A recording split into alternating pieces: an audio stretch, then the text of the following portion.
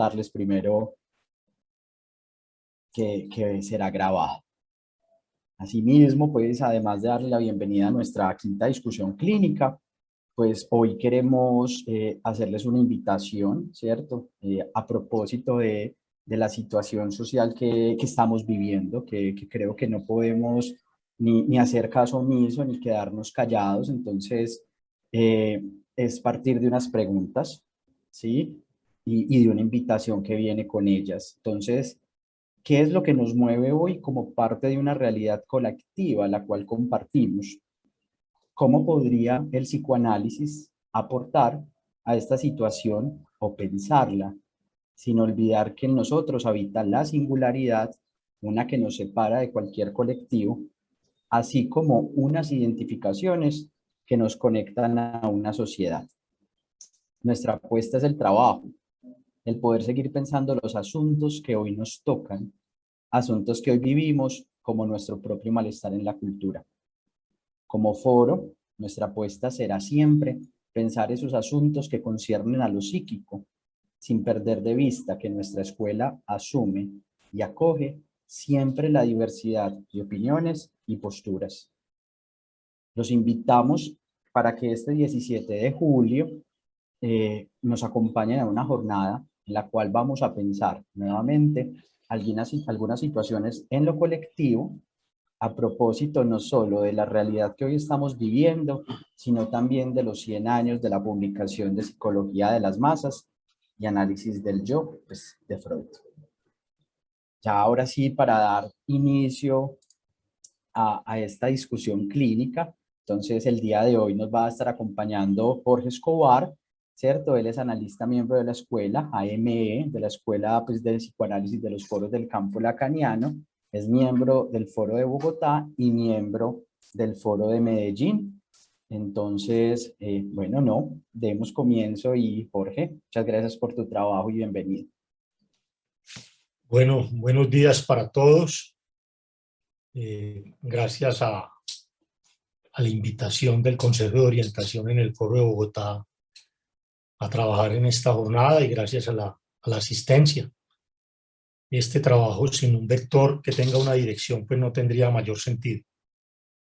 Gracias pues al Foro de Bogotá por prestarme los micrófonos y la pantalla y esperando pues que en el mediano plazo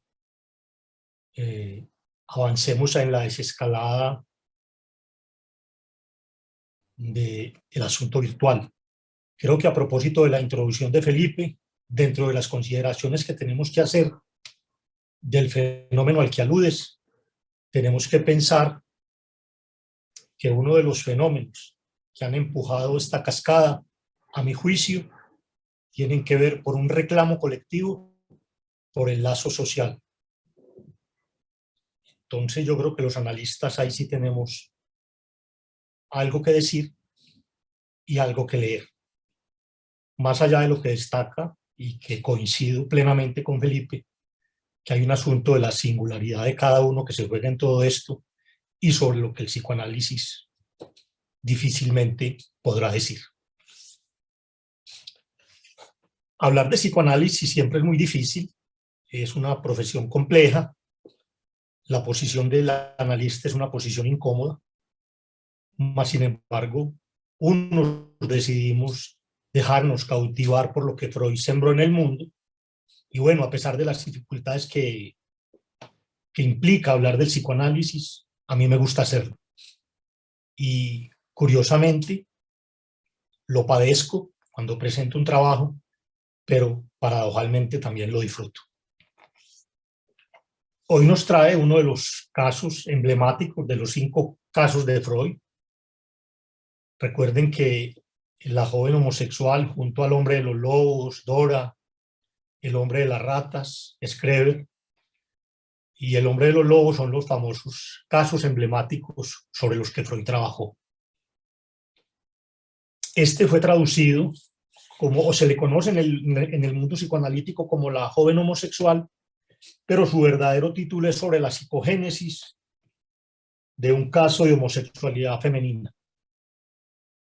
Tenemos que reconocer que Freud, un hombre de ciencia, fundó el psicoanálisis, avanzó en él, pero nos dejó en los casos y en sus textos muchas de las dificultades, de las paradojas, de los contrasentidos, de sus dificultades técnicas en un campo que apenas abría.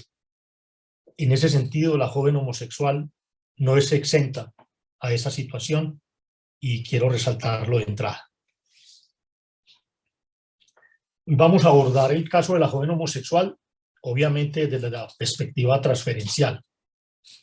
Dificultades que ya se habían hecho manifiestas en el caso Dora y que de alguna manera en la última discusión señalábamos que obviamente era un concepto que no estaba bien aislado y que apenas Freud comenzaba a pensar en él y a presentársele en su clínica. Este caso de Freud lo publicó Amos Rorty en su texto 18 y es un caso que versa de cuatro, o consta mejor, de 4 apartados. Es difícil siempre presentar un caso clínico. Cuando yo lo he hecho es complicado, pero es mucho más complicado cuando uno presenta el caso clínico de otro, me parece a mí. Más sin embargo, hice mi esfuerzo. Otros colegas de Medellín me pasaron sus aproximaciones al texto, pero no quedé cómodo. Entonces yo hice la versión mía del hombre, de la joven homosexual. Este texto, como les digo, corta de 4 apartados. Yo hice un esfuerzo un poco escolástico para tratar de presentarles el texto y hice el esfuerzo, lo hice para mí, espero que logre transmitir algo de él, y es organizar los 4 capítulos y más o menos situar en cada capítulo la problemática central que Freud arroja en cada uno de ellos. En ese sentido le puse un título a cada uno de los apartados. Y si bien están desarrollados pues en una cronología, yo la invertí un poco, porque me parece que el apartado 3, donde Freud plantea las dificultades en relación a la transferencia y en relación a la interrupción de la cura, las dejé para el final. Entonces, voy a hablar primero del apartado 1, del apartado 2, del apartado 4 y al final hablaré del apartado 3.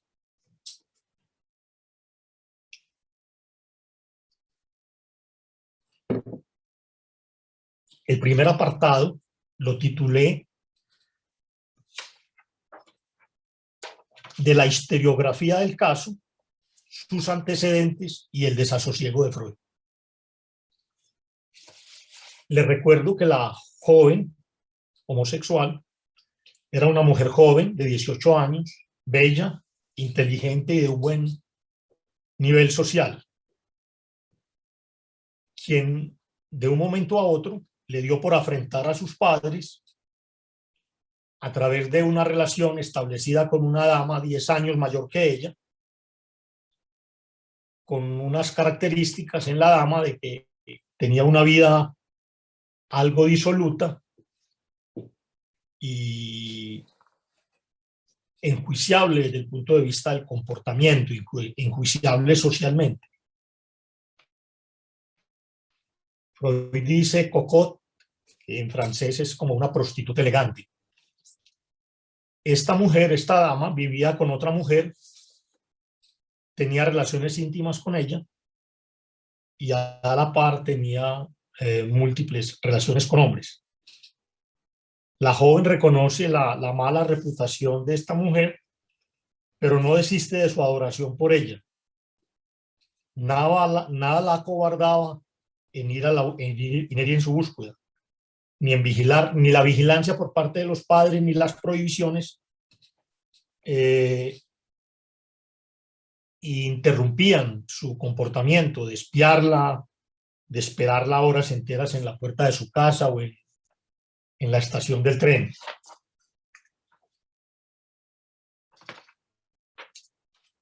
Era una dama para quien la joven cumplía con múltiples halagos. Era una mujer que había un objeto amoroso que había devorado todo su interés y desplazó en ella, en la joven, todos los intereses posibles que una joven pueda tener en su vida, incluso los de su formación.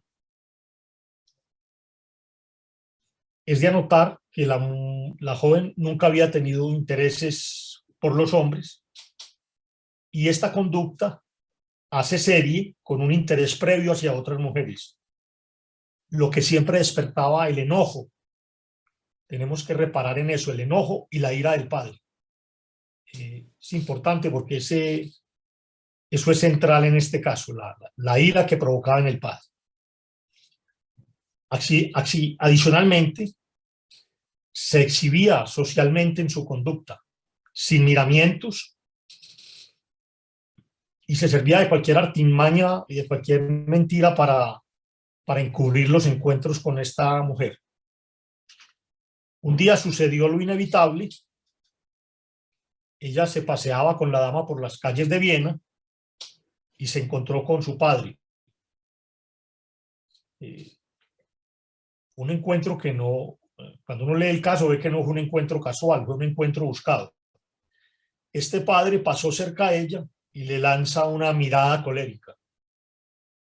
También es importante eso de la mirada colérica, porque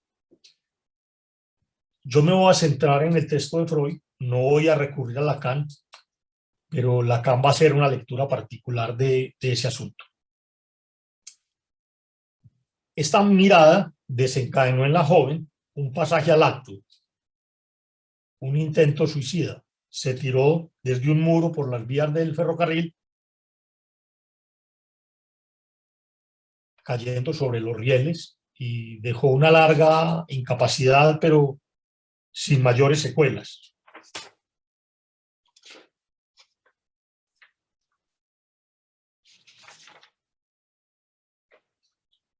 Lo que le trajo algunos beneficios. La ganancia secundaria que obtuvo con ese acto esta chica, lo primero fue que los padres se relajaron un poco en su actividad persecutoria y vigilante, y la dama empezó a mirarla un poco más amistosamente. Se quedó sorprendida pues por la fuerza de esa pasión por parte de la joven, que de alguna manera demostró en ese acto. Fue esta situación lo que desencadenó la búsqueda de Freud. 6 meses después de este hecho, los padres solicitan la intervención de Freud. Freud destaca lo que él llama las actitudes del padre y las independiza de las actitudes de la madre. Entonces, del padre destaca que es un hombre serio, respetable, tierno, pero un poco distanciado de sus hijos por un rigor impostado. Siempre resalta Freud en todo el caso que la homosexualidad de la joven lo exasperaba totalmente. Y tenían como propósito, cuando consultan a Freud, de revertir la homosexualidad, de revertir la inversión. Incluso el padre decía que lo lograría por cualquier medio.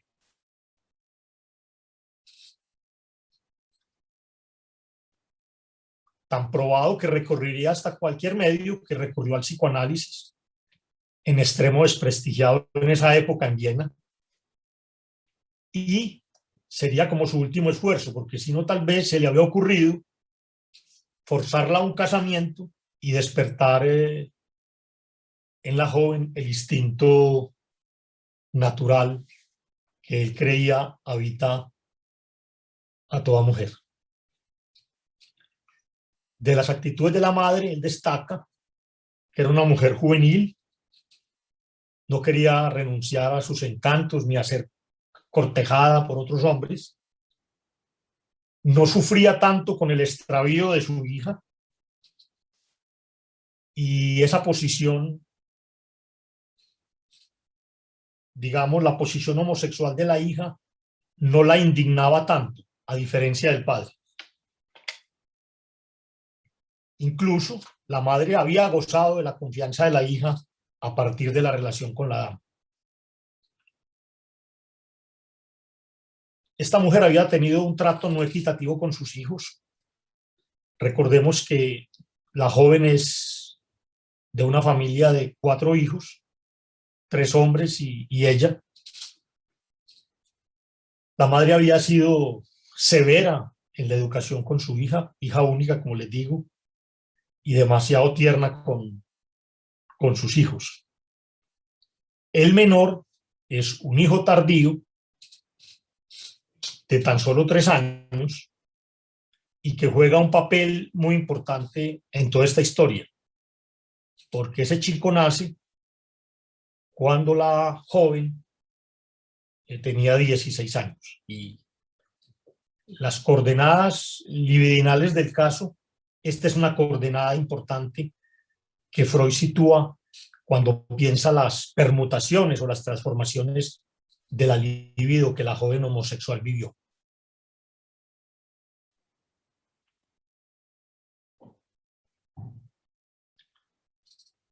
Esa es más o menos como la historiografía del caso, pero Freud habla un poquito del desasosiego que le asiste. Y yo lo quiero señalar de entrada porque me parece que es muy importante para lo que nos convoca hoy, la transferencia. Freud lo llama así, tenía cierto desasosiego para el caso y creo que había muchos motivos para estar intranquilo. Y que de alguna manera lo pusieron en los aprietos en que la transferencia lo puso. ¿Por qué el desasosiego de Freud? Porque no es una demanda analítica típica. Es decir, este fue un pedido de los padres, no de la joven homosexual. La demanda analítica típica es necesaria para que un análisis de alguna manera tenga su curso natural. Recuerden que parte del trabajo de las entrevistas preliminares es sopesar la fuerza de la demanda y constatar verdaderamente el peso de la demanda y las posibilidades efectivas de una cura. Obviamente esto no está dado en la joven homosexual, era un primer elemento de desasosiego para Freud que yo quiero destacar. La joven homosexual no es una enferma. Freud lo escribe reiterativamente. No es una neurótica y nunca llevó un síntoma histérico o nunca llevó un síntoma propiamente al análisis. Entonces, eso viciaba de alguna manera de entrada las posibilidades de un trabajo. Nunca reportó un conflicto neurótico. Si ustedes ven, era una joven orientada por su deseo, bien orientada. Y lo que se le pedía, o lo que pedían los padres, era que transmutara su objeto sexual y de amor, es decir, que se revirtiera la inversión y la homosexualidad. No, sin embargo, estas dificultades de entrada, Freud aceptó el caso, pero sin dar expectativas a los padres de lo que se podría lograr. Eso es evidente. En este texto, yo lo había leído hace muchos años, pero no con el rigor que exige leer un texto cuando uno lo presenta. Caí en la cuenta de dónde Lacan sacó este asunto de las entrevistas preliminares. Aquí Freud lo describe muy bien en el primer apartado y en el tercero. Freud describe las 2 fases de todo análisis. No sé si los que leyeron el caso lo percibieron, pero es importante señalarlo. Que este asunto de dividir el análisis en 2 etapas, el de las entrevistas preliminares y del curso de un análisis propiamente, eso ya estaba en Freud desde la joven homosexual. Freud allí describe 2 fases del análisis y curiosamente los compara con los 2 tramos de un viaje, con los preparativos que hay en todo viaje y cuando el viaje empieza realmente, cuando uno pone el pie en el avión o en el tren, como en el caso de la época de Freud. Pudiéramos decir que esas dos fases coinciden plenamente, como lo dije anteriormente, con las entrevistas preliminares, la primera, y la segunda con el análisis propiamente dicho. Es de aclarar, Freud lo dice 2 veces, que la joven hizo la primera fase, pero no avanzó más allá de la segunda. Y a pesar de las resistencias que afloraron y que dificultaron el trabajo, y un poco la torpeza freudiana, se logró en esa primera fase que Freud hiciera unas construcciones que logró corroborar y logró una elaboración de saber sobre el caso, lo que Freud llama una intelección de él, y un poquito la ruta del desarrollo de su homosexualidad o de su inversión. Cuando Freud recibe esta paciente, y a pesar de que ve el desasosiego, ve 2 puntos, sin embargo, favorables al trabajo analítico. El primero era que no había habido entre la joven y la dama una relación plena de satisfacción coital. Así lo entendí yo. Es decir, lo dice textualmente, la joven era casta genitalmente. Es decir, que no había habido una satisfacción plena más allá de un intercambio de besos.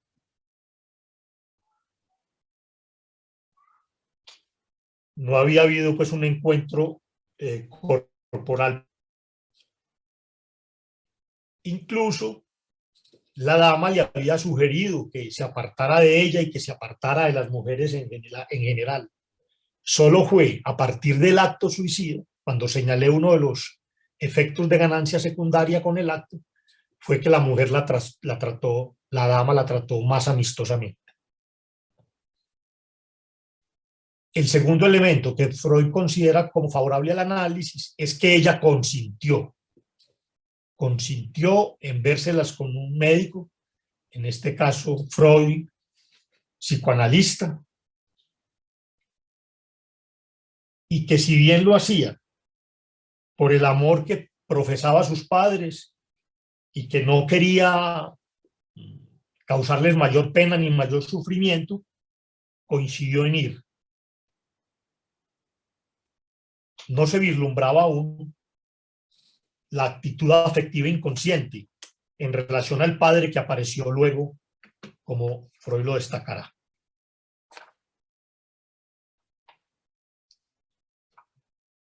Ese afecto inconsciente que apareció y que de alguna manera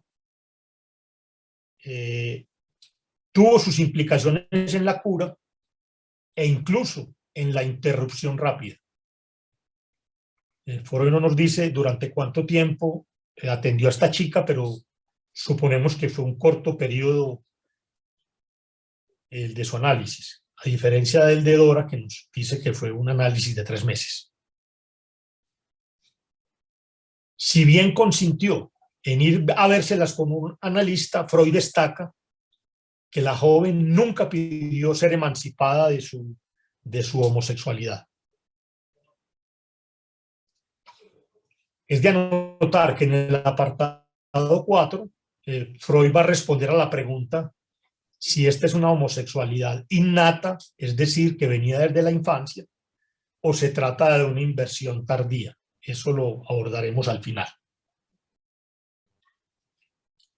Termina destacando Freud que más allá de los cambios físicos corporales de tipo convencional que pudiera tener la joven, digamos, frente a la pregunta que nos pudiéramos hacer de si tenía algunas características físicas viriles, lo que más destaca Freud en ella es la conducta, la actitud de la joven frente a la amada, una conducta que califica de masculina, humilde y sobreestimando su objeto sexual, que Freud lo considera propio del varón amante y con una renuncia a toda satisfacción narcisista propia, una preferencia por amar que ser amada. Eso es característico en la joven homosexual. En el apartado 2, Freud sitúa la historia libidinal del caso. Así lo llamé, pero más o menos uno pudiera colegir de que de eso se trata el segundo apartado. Cuando Freud rastrea la infancia de este sujeto y cuando dice que no es una neurótica, es porque en verdad no hay huellas de una neurosis infantil. Freud destaca un tránsito por la infancia poco llamativa. Dice que tiene una actitud normal frente al complejo de Edipo. En algún lugar hubo una sustitución del padre por el hermano mayor y alguna comparación de sus genitales con los de su hermano dejó alguna fuerte impresión en un momento de la infancia. Pero no era una neurótica, insiste Freud. Nunca aportó a la cura un síntoma histérico.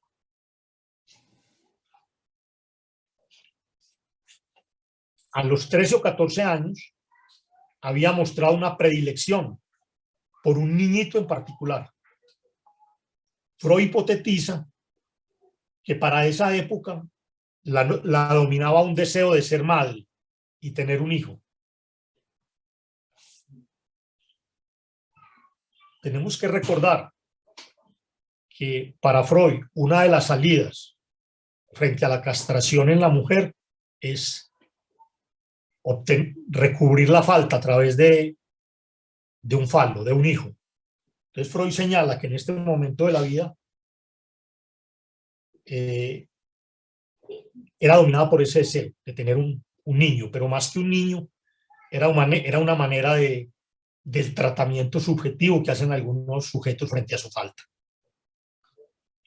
Al poco tiempo se desinteresó por el niño y se interesa en mujeres maduras jóvenes, antes del conocimiento de la amada, lo que siempre desencadenaba la furia y la reprimenda por parte del padre. Es decir, esta conducta ofuscaba profundamente al padre.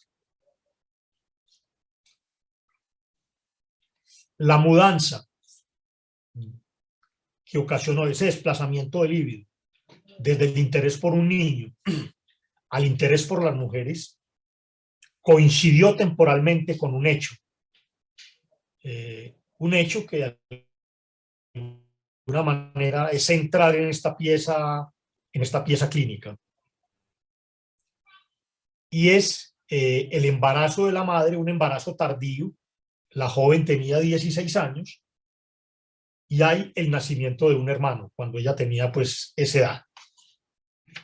Ese es el hecho temporal que está alrededor de esa mudanza, digamos, libidinal, como la llama Freud.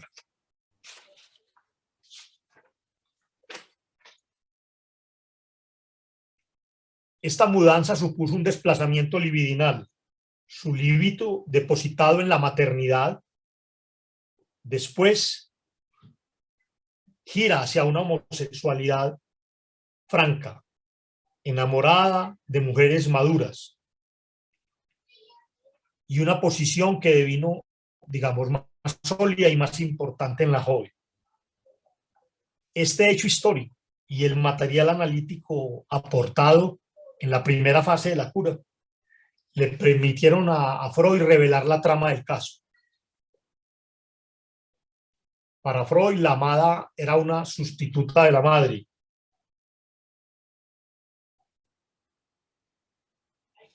No había sido su único objeto, la dama. Ya se había inclinado por otras mujeres. Inclusive señalan en algún paseo de verano el interés también por una actriz. Reconocía en la amada su objeto. Y en ese objeto destaca Freud que había un elemento asociado al hermano mayor. dentro del tiempo de análisis, la joven encontró que había un rasgo físico en la fisonomía, en la silueta de la amada, que coincidía con la de su hermano. Más adelante Freud nos va a situar realmente dónde estaban las condiciones de elección de objeto en esta chica. Y lo dejo para más tarde. Pues más allá de este detalle que Freud señala, hay un hecho, de alguna manera, que es constante en la manera como esta mujer elige objetos de amor.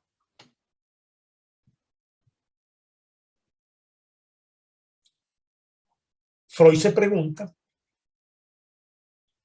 o cómo se entiende, que con este hecho, que con el nacimiento tardío de un niño, siendo ella adulta, se viera volcada esa ternura a la madre, que Freud lee como inconsciente, y que ve en la ternura hacia la dama un subrogado de esa posición primaria o primaria hacia la madre. Porque se constata que era esperable lo contrario, más que un objeto de amor, un objeto de odio, de rivalidad. La explicación que Freud se da para este resultado un poco paradojal es la siguiente. Abatida por la desilusión, estando en un refrescamiento de la pubertad del complejo edípico infantil. Esto es muy importante porque no creo que sea solo para la joven homosexual, sino para todo neurótico. En la pubertad hay una resituación, digamos, una reelaboración de la estructura edípica para todos. Me parece que es central ese elemento. Pero Freud no lo pone en este caso concreto. Abatida por la desilusión y en un refrescamiento a partir del nacimiento de ese hijo del complejo edípico infantil, se hizo consciente el deseo de tener un hijo varón, sustituto del falo, como nos lo enseñó a pensar el mismo Freud, que pudiera ser otorgado por el padre y como una réplica de él. Es decir, en este hecho concreto, histórico del embarazo de la madre a los 16 años, se hace un revivir del pedido edípico de toda niña, un falo del lado del padre. Como consecuencia de esto, dio la espalda al padre, al varón en general, y desestimó su feminidad y dio otro lugar para su libido, el interés decidido de la joven por objetos de su mismo sexo. Tras la desilusión, arrojó de sí el deseo de tener un hijo, arrojó de sí el amor por un varón y su feminidad. De alguna manera, dice Freud, se transmutó en varón y tomó a la madre en lugar del padre como lugar del objeto de amor. Esta postura libidinal ganada se consolida, sobre todo cuando nota todo lo que desagradaba al padre. Se trataba de un desafío al padre y de una venganza que la satisfacía inconscientemente.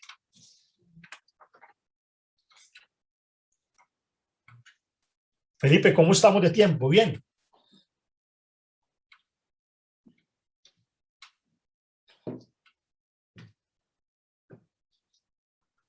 Hola Jorge, vamos bien de tiempo.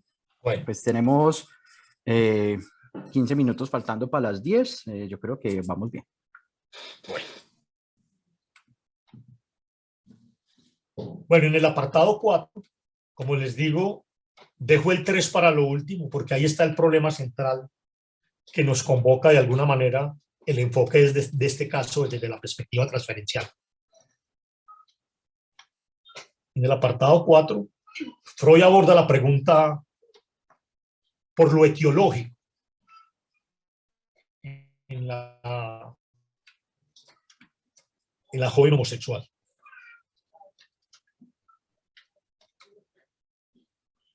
Digamos por la causa, de alguna manera se pudiera decir. Aquí Freud va a acentuar que la causación en el sentido analítico puede reconocerse,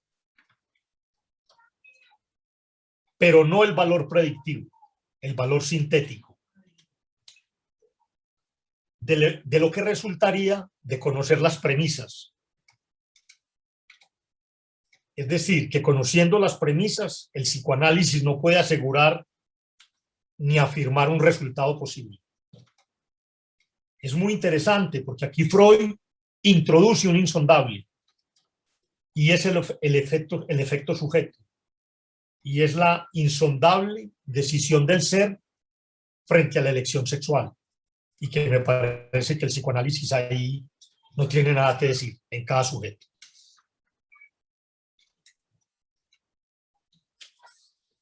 En este apartado, Freud se dedica nuevamente a mirar las consideraciones singulares, particulares del caso, en cuanto a situar si se trató de una inversión, como él la llama, de adquisición tardía, o si efectivamente era una homosexual, digamos en palabras de Freud, arrastrada desde la infancia. Nos afirma que el desengaño de amor derivada de la actitud del Edipo de los años de la pubertad, como se ve en este caso en el hecho histórico a los 16 años, no es posible afirmar que conduzca a toda mujer hacia la homosexualidad. Sensato Freud, evitando generalizaciones de las que no nos podemos encargar en el psicoanálisis, como lo señaló Felipe en la introducción a la jornada. Pero Freud sí se pregunta por las condiciones particulares del caso.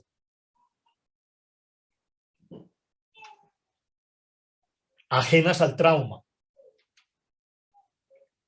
Y se pregunta si habrán razones de naturaleza interna, probablemente de tipo constitucional, sobre las que también el psicoanálisis creo que no podrá decir mucho. En este apartado, en el apartado 4, cuando Freud se pregunta por lo uno, por lo otro, y donde de alguna manera creo que se inclina por precisar que esta era una homosexualidad constituida desde siempre, termina planteando las dificultades para el ser sexuado en general. O sea, toma la particularidad del caso para contarnos que incluso en el sujeto normal, complicado eso del normal para nosotros, pero destaca Freud que incluso para el no homosexual, para el no invertido, para llamarlo en sus términos, hace falta tiempo para que se imponga definitivamente la decisión sobre el sexo del objeto de amor. Creo que lo constatamos los que recibimos pacientes todos los días. Hay extravíos homosexuales, digamos no definitivos, en hombres y mujeres, de manera casi que general. Pero había en la joven inclinaciones hacia una posición homosexual mucho más destacada, mucho más evidente. Digamos que esos anuncios sobre su posición sexual, homosexual, eran conscientes. Pero la actitud correspondiente hacia el complejo de Edipo era inconsciente. Se vieron indicios en su actitud de los mismos que daba este niño pequeñito con el que tuvo un vínculo estrecho. En la escuela estuvo enamorada de una maestra y, como lo destaca en el caso, tuvo un interés vivo por madres jóvenes. Desde siempre dos corrientes libidinosas fluían en ella. La más superficial,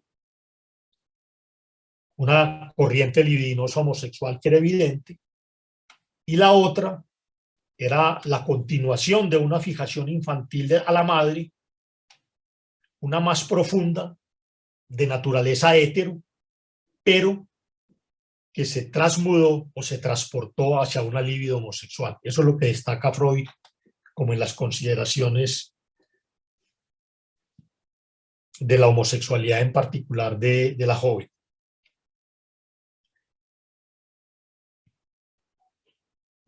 Lo que termina resaltando Freud de la joven homosexual es que había un complejo de masculinidad en la joven desde la infancia. O sea, Freud termina tomando partido cuando se pregunta si es de adquisición tardía o si era una homosexualidad que venía desde siempre. No le gustaba ser relegada por su hermano. Desarrolló una potente envidia del pene luego de una inspección de los genitales de aquel. Y tenía una posición rebelde contra la suerte que calificaba de desventajosa para la mujer. Y Freud va a concluir unos efectos adquiridos asociados a la historia, digamos, asociadas al otro, como diría Lacan, un relajamiento por parte de la madre, la comparación con los genitales del hermano y una fijación libidinal con la madre. Pero Freud no despacha lo constitucional. Él lo llama como puede, lo genético. Una mezcla de opuestos que Freud añoraría distinguir. ¿Cuál pesa más a la hora de definir la posición? Yo creo que el psicoanálisis hoy no tiene nada para decir al respecto. ¿Qué hace que un sujeto tome una vía o la otra? No, yo creo que no.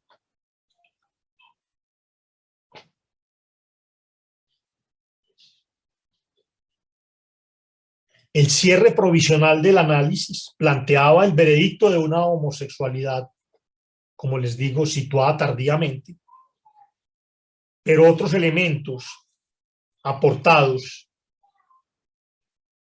que estaban extraviados, pero aportados en el caso, suponen más bien una homosexualidad innata que se manifestó de manera evidente y decidida en la pubertad. Esa es la conclusión a la que llega Freud.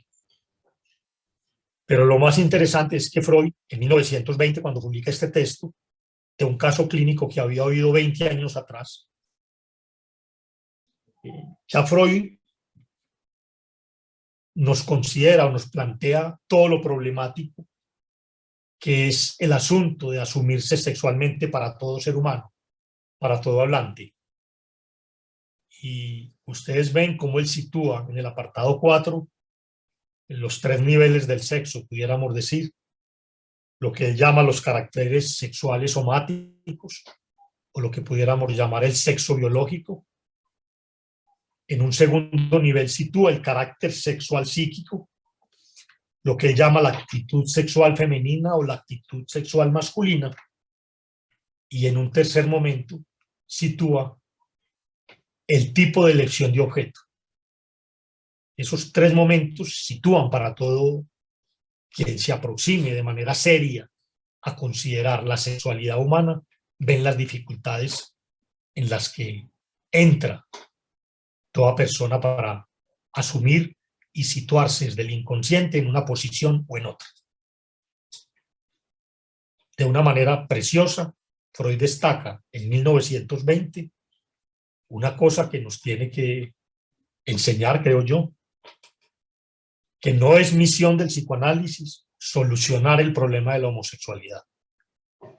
Recuerde que el psicoanálisis entró en situaciones complejas, porque incluso con Lacan, creo que fue prejuicioso Lacan, cuando llegó a llamar a la homosexualidad masculina, a calificarla dentro del régimen de las perversiones o dentro de las categorías de las perversiones. Entonces, el psicoanálisis, desde este momento, Freud lo señala, hace 100 años, de que no es un problema, digamos, misional para el psicoanálisis, ni más faltaba. Y 1920, Freud insiste en que el psicoanálisis no puede esclarecer la esencia de aquello que es masculino o que es femenino. Y todavía más sorprendente, es muy poco volatizar lo masculino y lo femenino en lo volatizar lo masculino en lo activo y lo femenino en lo pasivo. O sea, como Freud de alguna manera plantea que ser hombre y ser mujer, más allá de la condición biológica y más allá de las condiciones que nos impone el discurso de cada época, hay un asunto que escapa a lo uno y escapa a lo otro. Y es en la particularidad de cada sujeto y en la insondable decisión del ser que cada sujeto toma y hace su elección, frente a la cual el psicoanálisis no tiene nada que decir.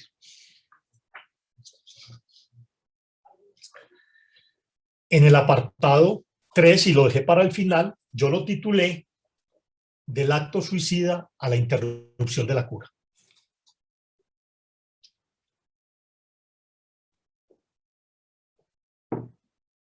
En este apartado, Freud no recuerda que la relación con la dama, una dama venerada, había adoptado la forma masculina del amor, caracterizada por la humillación, la falta de pretensiones, incluso el silenciamiento de los deseos sexuales más atrevidos. O sea, la joven homosexual sacrificó de alguna manera su ser, su deseo, incluso no creo que su deseo, algo de su ser, al silenciar sus deseos sensuales más atrevidos por satisfacer, por halagar a esta pretendida dama. Esta era una característica que había aparecido en otras relaciones, particularmente en un paseo, y cuando se dedicó a cortejar una actriz.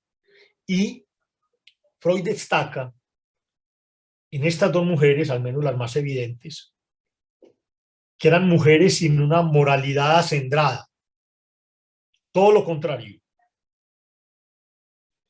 de pésima fama.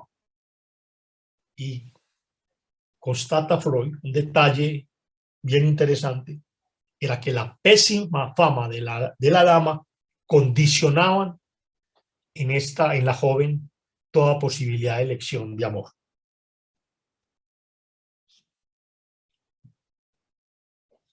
¿Cómo lee Freud el intento de suicidio?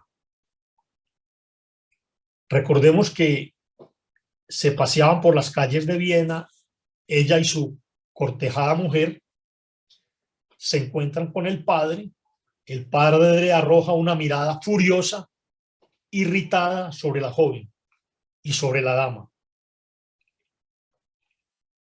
Esto hace que la joven homosexual se precipite, como lo señalamos atrás, a las vías del tren. Pero en la cura le confiesa a Freud que en el momento en que el padre la mira irritadamente, ella le confiesa a la dama quién era este señor, que era su padre y que no quería saber de la relación de ella con la dama, a lo que ésta le ordenó que la dejase en el acto, que aquello debía de terminar.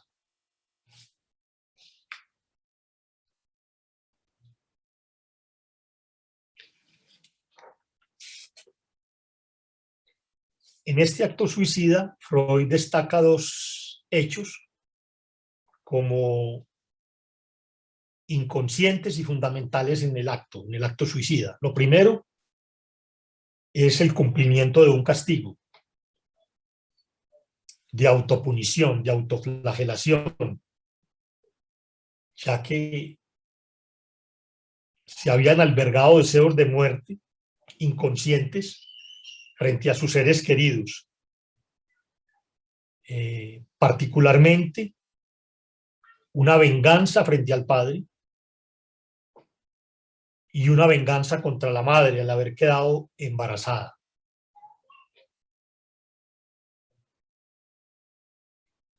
Y más allá de este cumplimiento de castigo, también hubo un cumplimiento de deseo. El desengaño que la empujó a la homosexualidad por no tener un hijo del padre, logra en ese deseo dejarse caer por el padre. Hay un significante en alemán que Freud sitúa a pie de página, que es el Niederkommen, que en alemán es parir y dejar caer.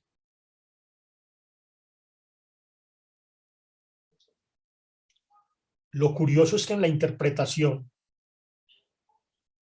sobre el pasaje al acto que esta chica intenta en la cura, no apareció el padre. Que a los juicios de Freud, o a su manera de entender el caso, era el que tenía el papel más fundamental y más protagónico. Y que Freud de alguna manera asocia al papel que tuvo en el desenlace de la cura.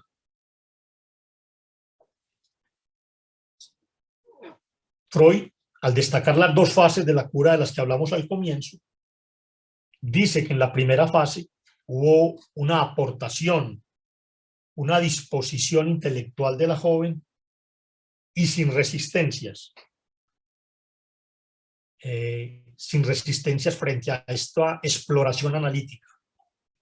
Freud no la llama un análisis, la llama una exploración analítica, que permitió algunos resultados abarcables y completos en cuanto a la ganancia de saber y en cuanto a la intelección sobre el caso.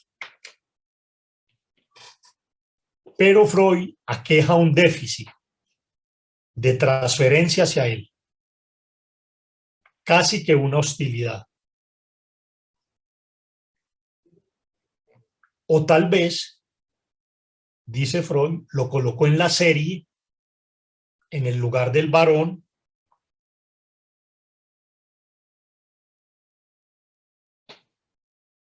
y en la serie de desautorización de este como hombre en la serie del padre. Recuerden que mucho de la posición de esta chica tiene que ver con el desengaño frente al padre. Y Freud advierte que lo colocó transferencialmente en esa serie. Y por eso piensa que esa hostilidad hacia el padre, una hostilidad que apareció en la transferencia, y Freud la lee de ese modo. Cuando Freud advierte de esto que llama una transferencia negativa, él dice que la cura corre peligro e interrumpe el caso. Freud interrumpe el caso y sugiere que el tratamiento fuera conducido por una mujer analista. De alguna manera, Freud la dejó caer de la cura. Es curioso que Freud habla de la hostilidad frente a la cura, pero destaca que hubo situaciones en el análisis en el que aparecieron evidentes signos de una transferencia. Sueños en los que la joven anticipaba la cura misma, anticipaba los resultados de lo que se esperaba de la cura de la inversión, la cura de la homosexualidad, por efecto del tratamiento, en las que se veía casada y con hijos, en contradicción con lo que conscientemente esperaba. Ella quería casarse, pero para salir de la tiranía del padre y vivir sin inclinaciones, sin restricciones. Freud, curiosamente, expresó, le declaró no dar fe a esos sueños, sueños mendaces e hipócritas. Ella lo engañaba como engañaba al padre. Y ahí es donde Freud interrumpe la cura y sugiere que esta chica se vea por un analista mujer. Es muy curioso ese celo de Freud por la verdad histórica, por una verdad última. Yo creo que es lo que Lacan nos enseñó de alguna manera con un aforismo, los amoríos de Freud con la verdad. Yo creo que aquí era evidente. Digamos que Freud ocupa la serie del padre transferencialmente, pero más allá de eso, desconoció el verdadero lugar de analista en la cura, su lugar de objeto. E interpretó desde ahí y es lo que le permite erráticamente interrumpir la cura e imposibilitar de alguna manera que el análisis hubiera avanzado. No creo que en la cura de la inversión, pero posiblemente hubiera arrojado resultados de otro tipo si el análisis hubiera continuado. Entonces es importante señalar en este detalle cómo Freud es el que deja caer al paciente. Es decir, de un pasaje al acto que hace esta chica en su vida y en su historia, lo que tenemos que destacar es que también hay un pasaje al acto del acto en Freud, cuando deja caer a esta chica de la situación transferencial, la saca de la cura e interrumpe el análisis. Bueno, esos eran los elementos que yo quería destacar y que los pongo a la consideración y a la discusión. Espero haber estado ajustado a las cosas del tiempo y que quede margen para las preguntas y las intervenciones.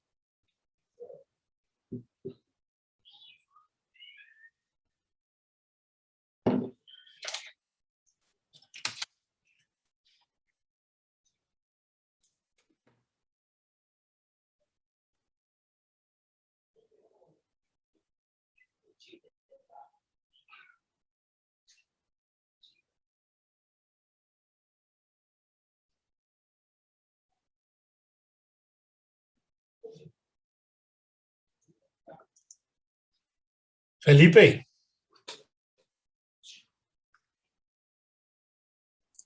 Hola, qué pena, no me habían autorizado todavía el micrófono, entonces estaba hablando aquí. Bueno, no, Jorge, muchísimas gracias. Eh, yo creo que lo que nos traes es muy importante.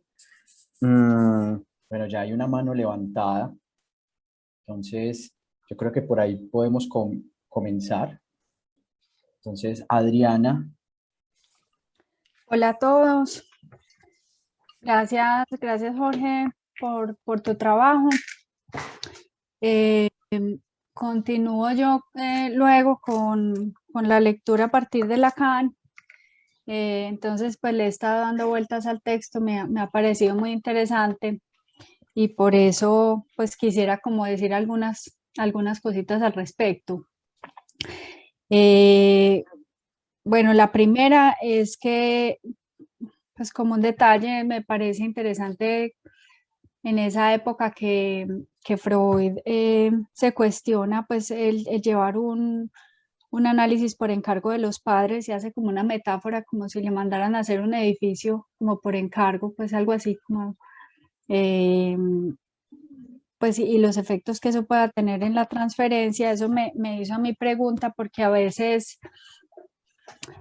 por supuesto los padres llevan a los hijos digamos como a una cura, pues desde su propia demanda, pero también pudiera uno permitirse que surja ahí ya desde el sujeto mismo implicado pues una demanda, ¿cierto?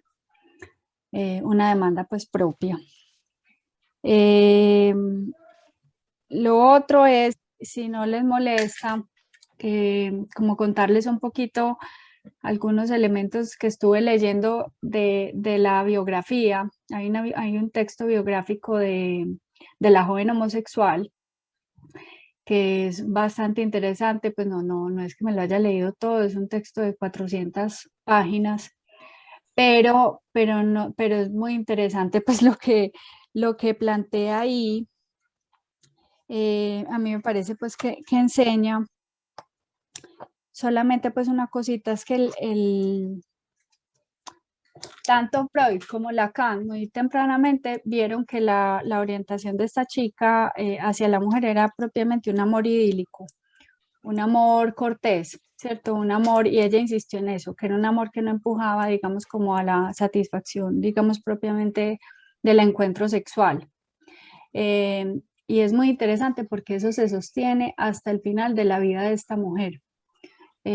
Cuando a los 90 años, dice, les leo un poquito lo que dice en su biografía, cuanto más perdida considera Sidonie. Sidonie es la joven homosexual, su propia belleza, tanto más aparecen los rostros y cuerpos de sus grandes amores.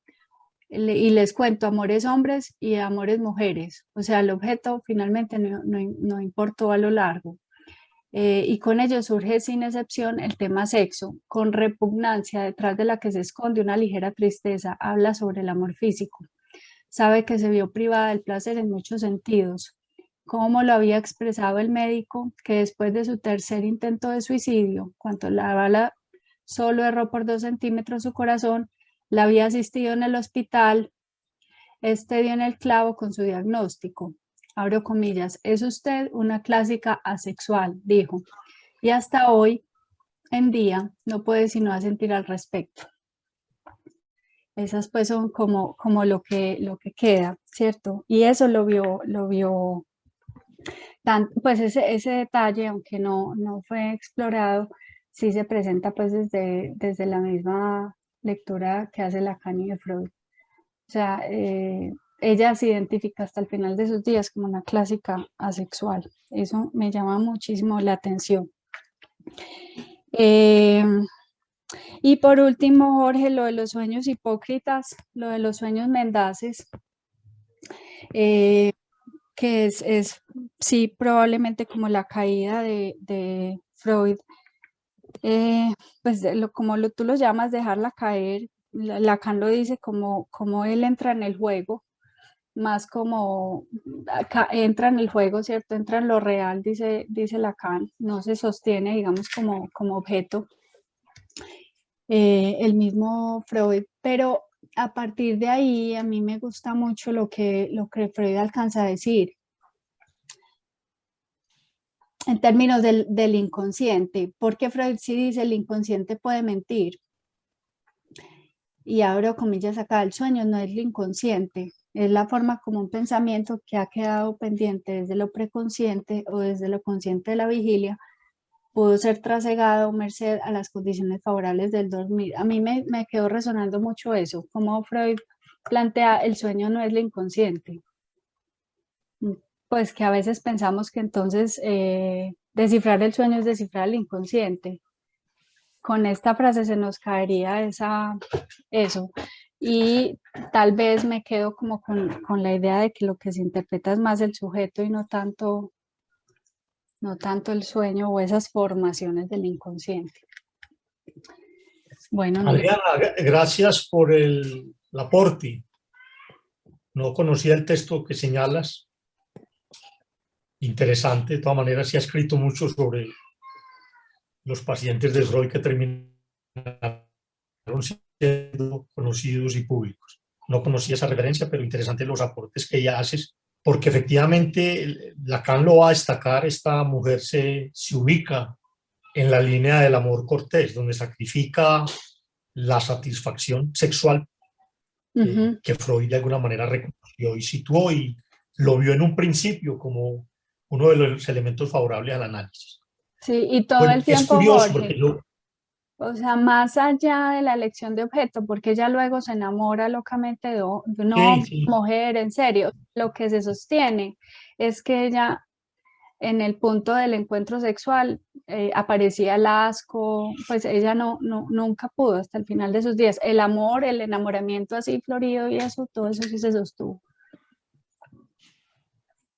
Bueno, ahora que hablas del asco es más un síntoma histérico, pero que obviamente no apareció en la cura como tal. Quería hacer un señalamiento con base a tu último aporte, y es sobre los sueños mendaces y hipócritas. Interesante, porque de alguna manera aquí Freud, eso lo podemos decir con Lacan, aquí Freud nos dice que la vía regia para el inconsciente es el sueño, pero que el sueño no es el inconsciente. Esto es fundamental. Lacan piensa que la vía regia para el inconsciente es el lapsus, y de alguna manera en el prefacio de la edición inglesa toma el lapsus como el prototipo de la formación del inconsciente para explicarnos lo que es la satisfacción al final de una cura y cómo una cura se puede resolver. Me parece que Freud aquí no tiene los elementos, es 1920, que Freud intuye la diferencia entre inconsciente simbólico e inconsciente real. Porque el inconsciente simbólico, realmente quien miente no es el sujeto, realmente quien miente es lo simbólico. Lo simbólico siempre mentirá sobre lo real.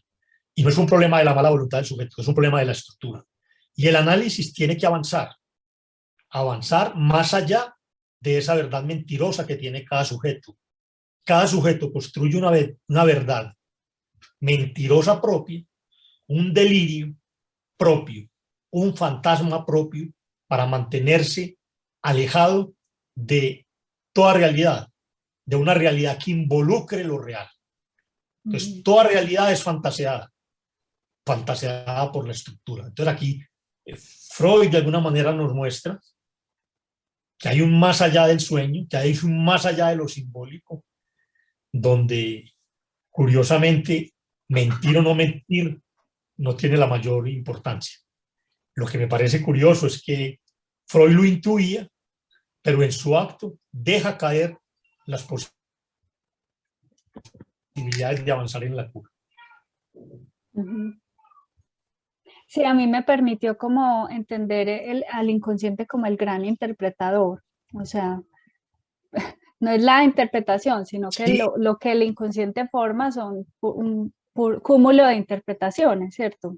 Una sobre otra. Sí, eso es verdad, Adri. Pero ese cúmulo de interpretaciones que es el inconsciente, porque el inconsciente es el verdadero interpretante de la cura. El analista no hace más que operar esa posibilidad, ese motor interpretante que es el inconsciente. Pero eso tiene que tener un fin en el sentido no del objetivo también, pero también del tiempo de la cura. Hay que agotar las posibilidades de interpretación del inconsciente, porque si no nos quedamos en el análisis infinito. Y esas posibilidades de interpretar lo finito de la cura, es curioso que aquí Freud nos presente el sueño y que Lacan en el prefacio de la edición inglesa nos muestre el lapsus como la posibilidad de salir de la máquina interpretante. Cuando en la mitad de un lapsus no hay posibilidad del sentido. Y eso lo sabe el sujeto al final.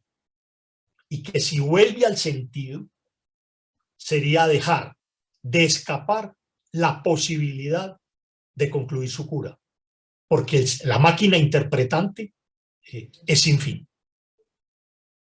Lo simbólico es sin fin. Lo simbólico siempre miente sobre lo real. Entonces, es muy importante ese detalle porque realmente la verdad histórica en su dimensión de ficción tiene un lugar en la cura, pero el analista no se la puede jugar ahí.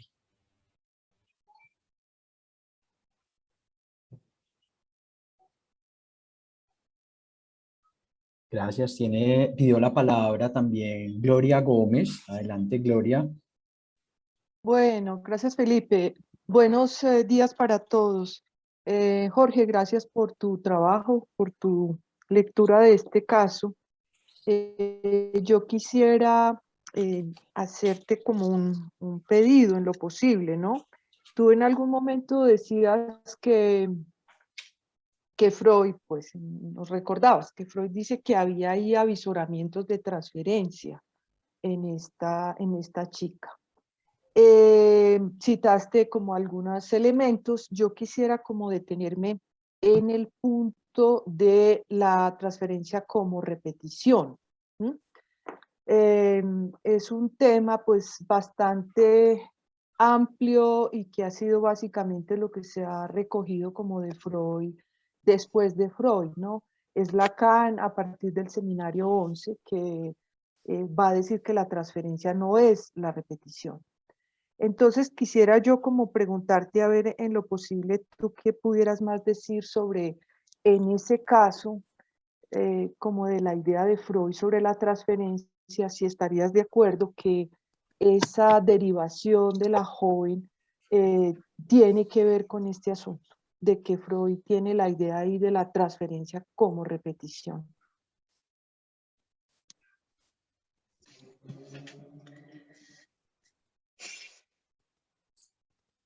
Jorge, ¿cómo te parece mejor? Clara también pidió la palabra. Recogemos esta pregunta y la de Clara para continuar o preferís ir respondiendo a cada No, uno. puede ser, puede ser. Que Clara, Clara adelante. venga y... Bueno, ok, buenos días.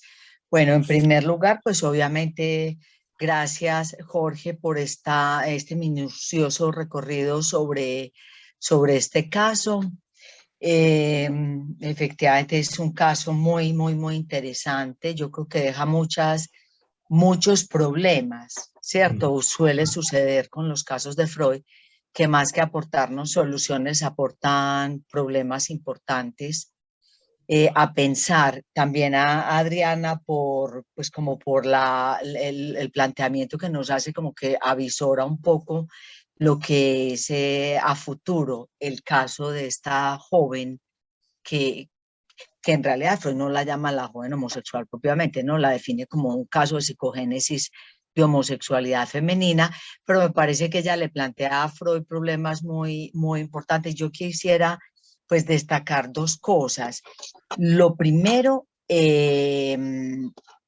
pues agradecerte mucho la remarca que haces sobre las consideraciones que Freud hace en el primer apartado. Digamos, para Freud, en principio, digamos, esto no es un caso.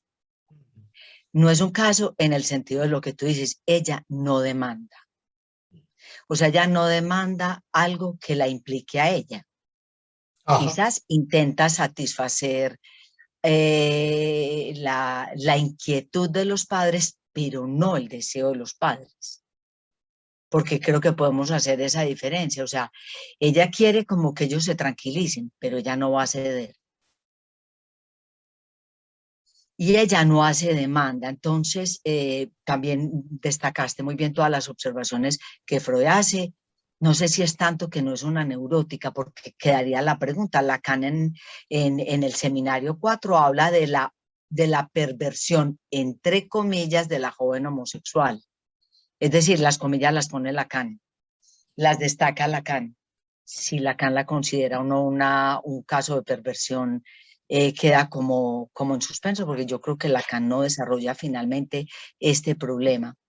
Freud dice, no es un caso de histeria, no hay síntoma, no hay demanda. Y eso me parece muy fino. Ahora, uno se preguntaría, porque no todos los que van donde un analista llevan claramente formalizada su demanda. Ajá. O sea, la formalización es del lado del analista, quizás. Pero Freud no ve aquí un caso. Freud creo que saca rendimiento de lo que escucha de esta mujer para formalizar un poco más la teoría en relación a este punto. Yo creo que pues Jorge también tiene razón cuando destaca que de alguna manera Freud se encartó con ella, o sea, Freud la remite y no la remite solamente para que la trate una mujer, sino porque Freud pone un poco en cuestión lo que tú también señalabas, si eso es innato, es decir, si es constitutivo de su posición yo creo que orgánica, o si es adquirido en el sentido psicoanalítico del término. Pero me parece fundamental que hayas destacado ese asunto, porque Freud piensa, o sea, no es un caso, ahí no hay una demanda, y no es una demanda en esos dos niveles, o sea, ni ella quiere curarse, ni ella quiere realmente hacer un trabajo propiamente analítico. Ahí viene muy interesante cómo ella le miente a Freud, haciéndole creer que ella quiere finalmente hacer el recorrido de la feminidad. Eso lo podemos como considerar un poco más. Y quería destacar algo que no entendí cómo lo dices tú, Jorge, porque hablas como de 3 momentos y el tercero sería la elección de objeto. No sé bien qué cita traes, porque contrario a eso, yo me encontré releyendo el caso de la joven homosexual, una cita que Freud trae que me parece que Freud ahí no era ni el patriarcalista, ni el de la concepción binaria que se le suele imputar. En el apartado 4, recién comenzándolo, en el que ya él está hablando de la discusión del caso, él dice lo siguiente. Lo voy a citar rápido porque me parece muy interesante ver cómo Freud, en lugar de pensar eso como momentos, piensa que eso pueden converger las 3 corrientes en un mismo sujeto. Entonces dice, un hombre con cualidades predominantemente viriles y que exhiba también el tipo masculino de vida amorosa, puede, con todo eso, ser un invertido con relación al objeto, amar solo a hombres y no a mujeres. Un hombre en cuyo carácter prevalezcan de manera llamativa las cualidades femeninas y aun que se porte en el amor como una mujer, en virtud de esa actitud femenina, debería estar destinado al varón como objeto de amor. No obstante, muy a pesar de eso, puede ser heterosexual. Y no mostrar hacia el objeto una inversión mayor que una persona normal media. Lo mismo vale para las mujeres, tampoco en ellas el carácter sexual y la elección de objeto coinciden en una relación fija. O sea, esta cita me parece que es muy interesante porque es decir,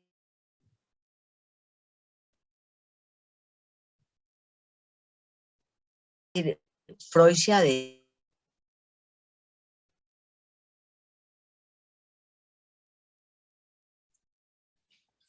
¿Se cayó Clara? Pareciera. Clara, ¿nos escuchas?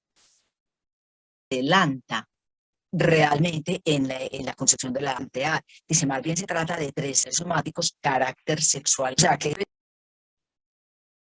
Ah, sí, las...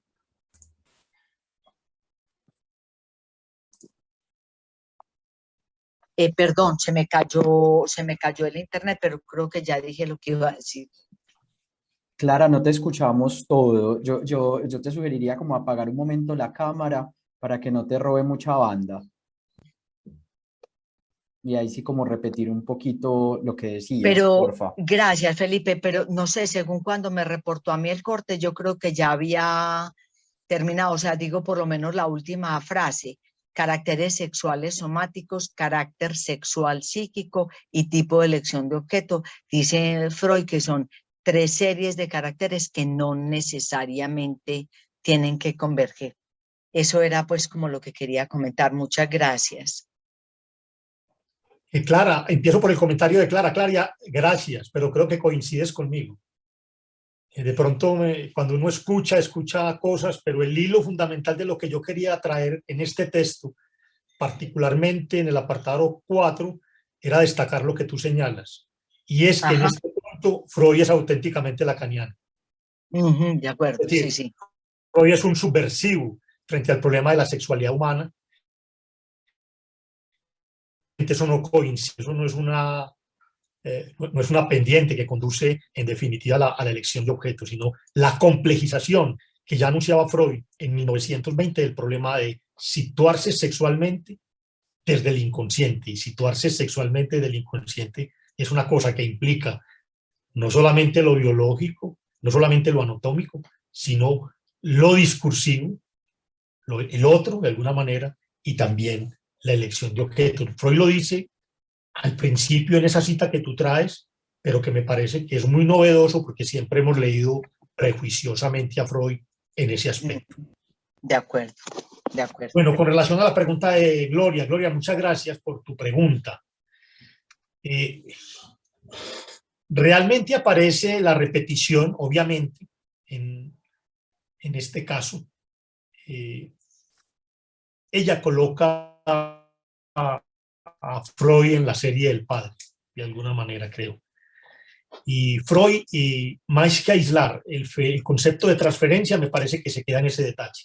Lo que hay allí es una repetición, de la cual los analistas tenemos que estar advertidos siempre, porque en la cura, la puesta en acto de la transferencia implica la repetición de la realidad sexual del paciente. Entonces, pero no es la transferencia en sí. Pero tenemos que estar advertidos porque no son lo mismo. Y es el punto, creo, definitivo, donde el lugar del analista se la tiene que jugar para permitir no solamente que el sujeto ponga en acto su realidad sexual del inconsciente, la ira, la venganza, todo esto que se juega en la joven, pero el analista tiene que salirse para permitir la otra vertiente de la transferencia, colocarse verdaderamente en el lugar del objeto.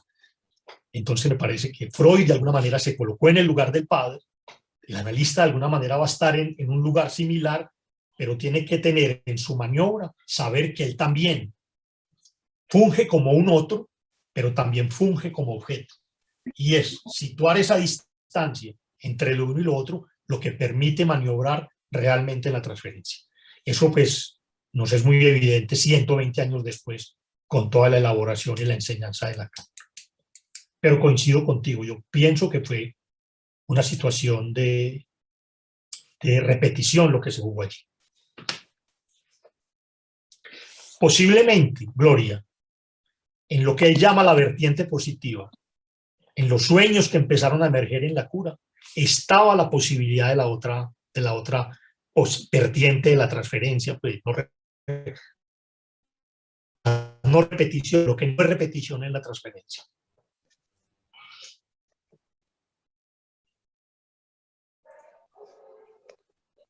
Gracias. De pronto alguien más, comentarios, preguntas para Jorge. En el chat voy a revisar.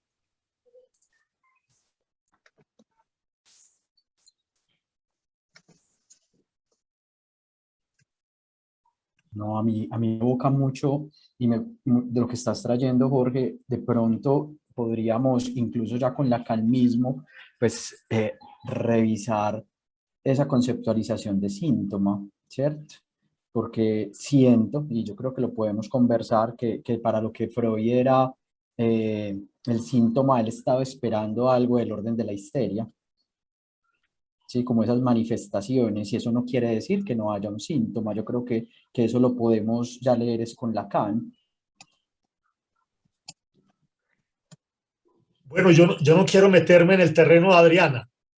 Pero nos abre pregunta para nuestro para la próxima, encuentro. Sí, porque... Sí. Bienvenido, Jorge, tranquilo. Adri, porque, bueno, yo no sé si has caído en cuenta de que la joven homosexual no tenía síntomas, pero tenía acting outs. Sí, claro. Lacan va a diferenciar el pasaje al acto en el intento suicida de los acting out. Y dice que el acting out de la joven homosexual era pasearse por Viena de la manera escandalosa en que lo hacía. Eso era un acting para Lacan. Y los acting out son susceptibles, o los acting out piden interpretación. Es decir, los acting out suponen la transferencia, analítica o no. Y los acting out son interpretables, como los síntomas. Entonces, esta mujer no tenía síntomas, pero tenía, obviamente no aparece en Freud, pero con Lacan, posiblemente cuando retomemos el caso en la perspectiva de Lacan, vamos a poder ahondar en este aspecto. Pero en la historia, que nos trae Adriana de esta biografía de esta señora, aparece un síntoma. Es un síntoma bien histérico, es el asco. Eso no está en el historial. Y es un síntoma bien característico de la histeria, como lo he dicho atrás. Entonces, pero en lo que conocemos en el historial que nos trae Freud, evidentemente, Felipe, no se ven síntomas. Y es más, cuando Freud rastrea la infancia de esta muchacha, infancia como la de cualquiera, bueno, no como la de cualquiera, yo tuve una neurosis infantil muy brava, pero no se ven rasgos de una neurosis infantil en ella, pues como muy manifiesta. Tal vez un tránsito, digamos, por el Edipo con poco ruido. Entonces, no aparecen en el historial clínico realmente síntomas a considerar. No sé si eso enreda más el asunto, te aclara algo, pues, pero es interesante porque Lacan va a pensar con cierta proximidad los síntomas y los acting out en el sentido de que el acting out también pide interpretación. Y en la cura analítica, el analista tiene que estar advertido de los acting out de su paciente, porque esos acting out son para el analista. Creo que es un detalle clínico bien importante. Gracias, Jorge. Clara, levantaste la mano. Sí, señor. Levantada de ahorita. Dale, adelante. No, en relación a esta reflexión sobre de qué tipo de síntomas dice Freud que no hay, porque primero me parece interesante que a él no le parece patológico, digámoslo así, ni la tirada a los rieles del tren, ni la aparente elección homosexual.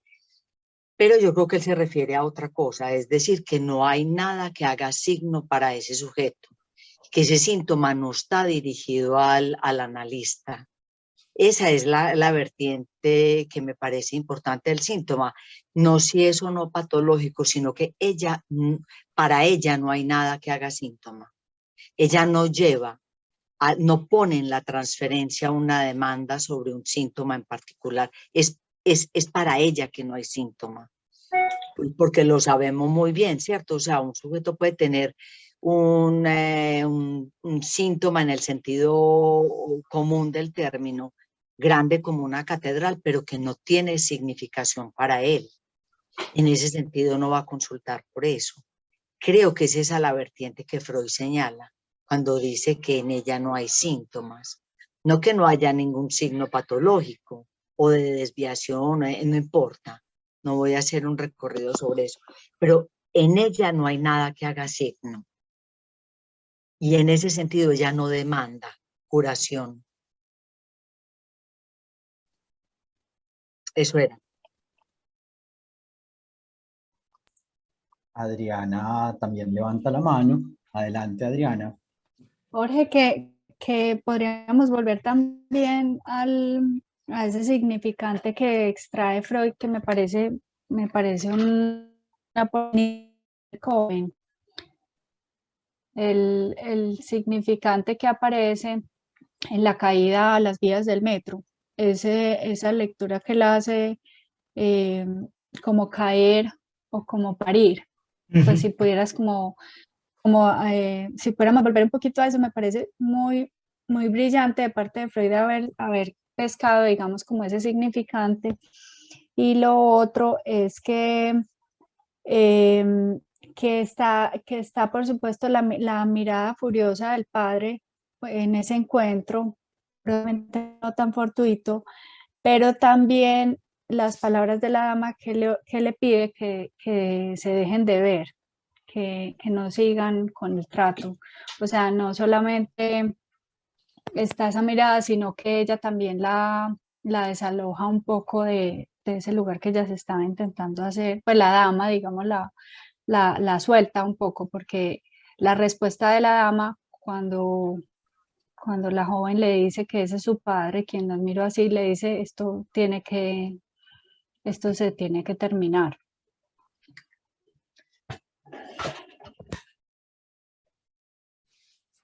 Bueno, gracias, Adriana. Yo tendría tal vez una o dos cosas para decir al respecto.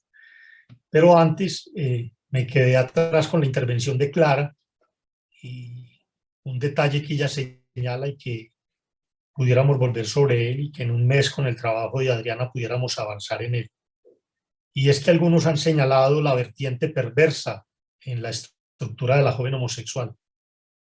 Como dice Clara, perversa entre comillas.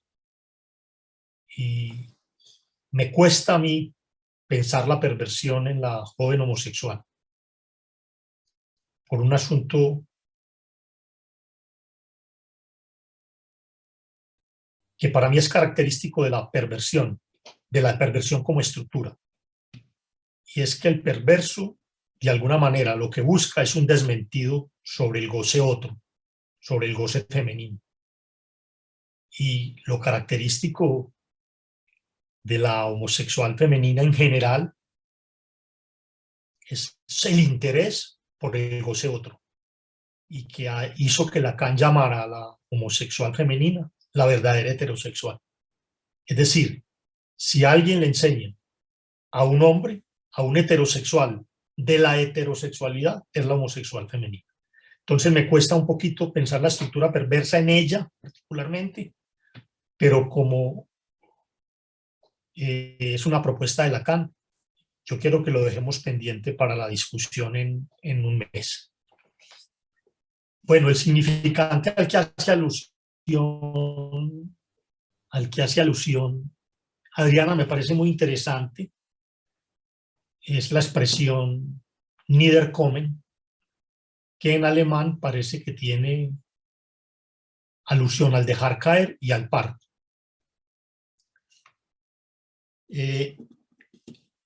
Pero hay que señalar que en el pasaje al acto y en el acto suicida melancólico, me parece que hay en juego otra cosa, y es la identificación con el objeto, con el objeto como resto, como el objeto de desecho, como aquello radicalmente excluido por la operación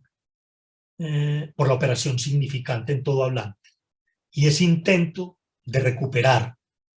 Eso me parece que es importante resaltar ese detalle. En el caer por la ventana del melancólico, o en el caer de la paciente en referencia, que se cae literalmente del puente. Ese es un elemento. Porque otro elemento es de lo que se obtienen los partos, y es la dimensión sustitutiva de la falta por operación de lo simbólico. Me parece que son dos elementos distintos. Una cosa es el A como resto excluido, como radicalmente perdido, y otra cosa es el falo como un intento de suplantación, como un intento de restitución. Entonces me parece que en el Niederkommen, como lo señala Freud, pues hay que diferenciar dos elementos. Posiblemente lo vamos a diferenciar con tu trabajo, con la aproximación de Lacan, porque yo creo que Lacan nos sitúa ahí alrededor del objeto dos problemáticas. Una, ese A como perdido, como radicalmente excluido, en esa exclusión fundamental que habita lo humano y que el melancólico intenta recuperar en su acto, del que nos habló Clara Cecilia Mesa hace 8 días. Y otra cosa es la dimensión de sustitución a la falta de la que se hace pedido al padre en la estructura del complejo Edipo, particularmente en la niña que quiere un falo, un niño, un parto que le suplante esa ecuación, falo, pene, girl, en fin, esa ecuación que hace la ecuación freudiana por excelencia. Entonces me parece que son dos elementos distintos para pensar esta situación del Niederkommen. No sé si te aclaro, si te enredo, si te queda alguna pista, no sé. Gracias, Jorge.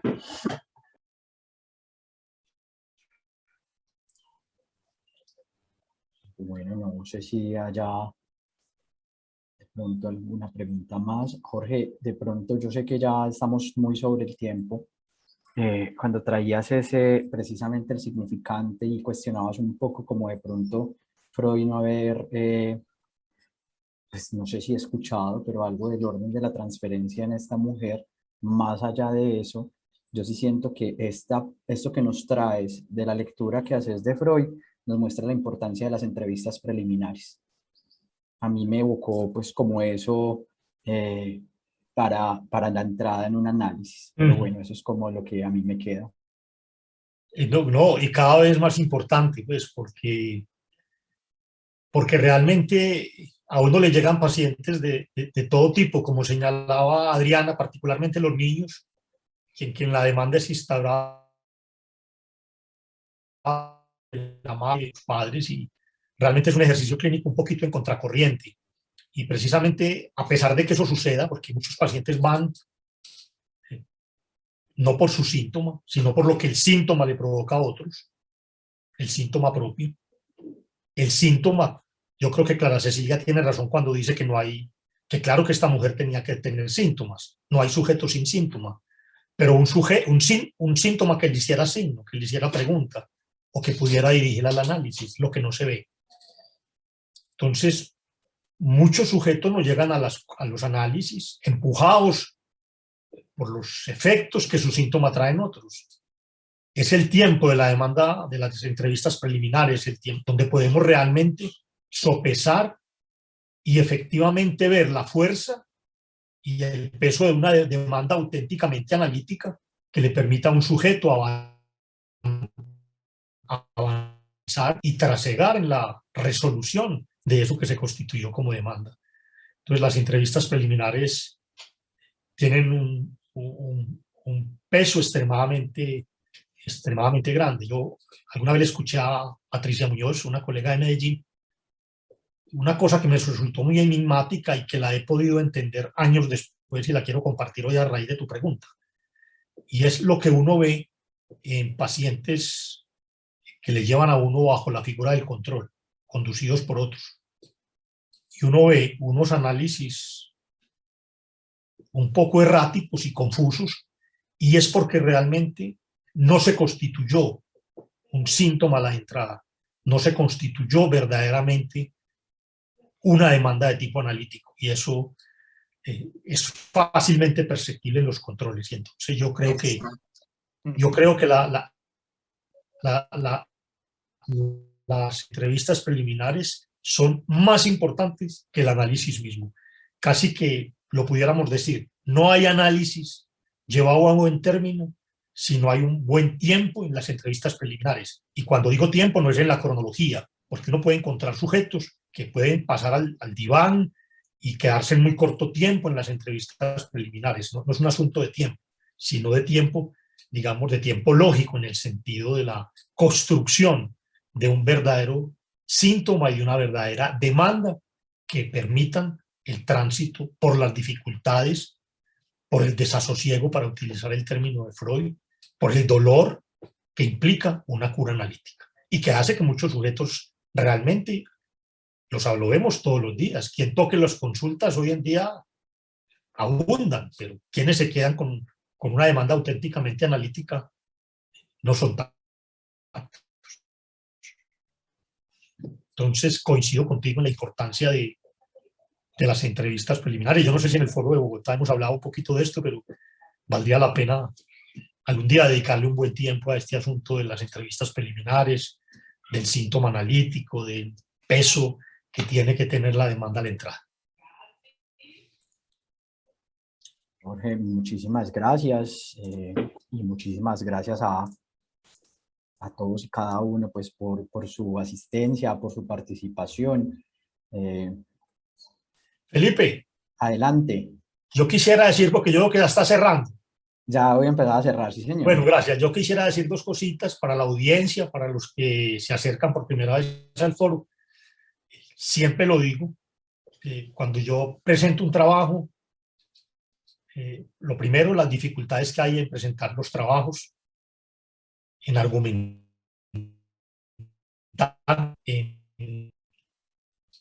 no es fácil, pero a mí me empuja lo primero el deseo de hacerlo, la gana de hacerlo más allá de la dificultad. Eso por un lado. Lo segundo, creo que, y lo he dicho en otros escenarios, yo no sé si lo he dicho aquí, pero lo quiero repetir, Eso hay que asumirlo con seriedad, porque a título del psicoanálisis se dice hoy en día mucha tontería, y más ahora que todos nuestros haceres y nuestras reflexiones los pasan por los canales. Se dice a nombre del psicoanálisis mucha estupidez, mucha boludez, como dicen los argentinos. Y hacer el mejor esfuerzo, yo intento hacerlo, por decir una cosa coherente con lo que nos enseñaron Freud y Lacan. No sé si lo logre, pero es mi esfuerzo. Y más allá de transmitir conocimientos, casos clínicos, teorías sobre el psicoanálisis, el esfuerzo que me asiste a mí en lo personal y que creo que es una responsabilidad de la institución analítica, es no solamente presentarle al discurso social el discurso del psicoanálisis, sino generar pasión, curiosidad y goma por este saber tan extraño, pero tan especial. Era todo, Felipe, gracias. Jorge, muchas gracias. Ahí cerraste vos. Yo creo que mejor no se puede cerrar. Entonces, pues muchas gracias. Esperamos vernos ahorita en un momentico en nuestro coloquio Sueños y Pesadillas, su uso, ¿cierto? En el análisis. Va a estar Beatriz Zuluaga, que aquí ya está. Les propongo que si nos vemos 11:10 para dar tiempo y comenzar. Listo, entonces nos vemos ahora. A los asistentes los pondré en sala de espera y a las 11:10 vuelvo a dar ingreso. ¿Listo? Entonces, para que ustedes puedan levantarse, van a tomar un tinto, o etcétera, y van a estar en sala de espera. ¿Listo? Gracias. Gracias, nos vemos.